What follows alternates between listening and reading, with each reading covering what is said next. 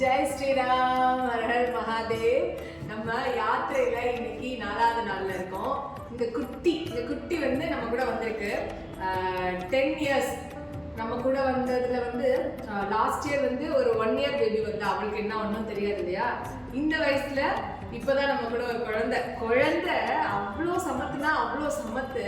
எந்த டிஸ்டர்பன்ஸும் இல்லை, எல்லாரோடையும் சேரப் பண்ணிக்கிட்டு ஃபர்ஸ்ட் டே வந்து 4 o'clock ரெடி ஆகணும்னு சொன்னேன். 4 o'clockல அப்படியே சமத்தா ஃபுல் மேக்கப்போட ரெடியாகி வந்து உட்காந்துருந்தாங்க. நேற்றும் அதே மாதிரி 4 o'clock. நேற்று கொஞ்சம் அவளுக்கு தூக்கம் இருந்திருக்கும், பட் இருந்தால் கூட அப்படி அந்த எல்லாரோடையும் உட்காந்துட்டு வந்து நாங்கள் பஜன் பாடுற இடத்துலலாம் அவ்வளோ பஜன் பாடி அவ்வளோ டெடிகேஷனாக சீரியஸ்லி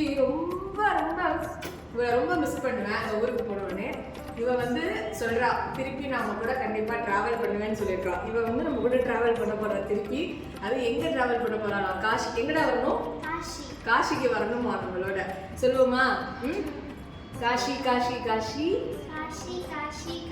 கங்கா கங்கா கங்கா விஸ்வேஸ்வர விஸ்வேஸ்வர விஸ்வநாதா ஹர் ஹர் மகாதேவ். வரணும் நிச்சயமா. உன்னை வந்து சீக்கிரமா விஸ்வநாதரும் கங்கா மாதாவும் உன்னை கூப்பிடுவாங்க. ஓகேவா? இந்த வயசுல இருந்தே ஸ்பிரிச்சுவாலிட்டியை குழந்தைங்களுக்கு சொல்லிக் கொடுங்க. வருஷத்துல ஒரு தடவை நீங்க நிறைய இடங்களுக்கு போவீங்க.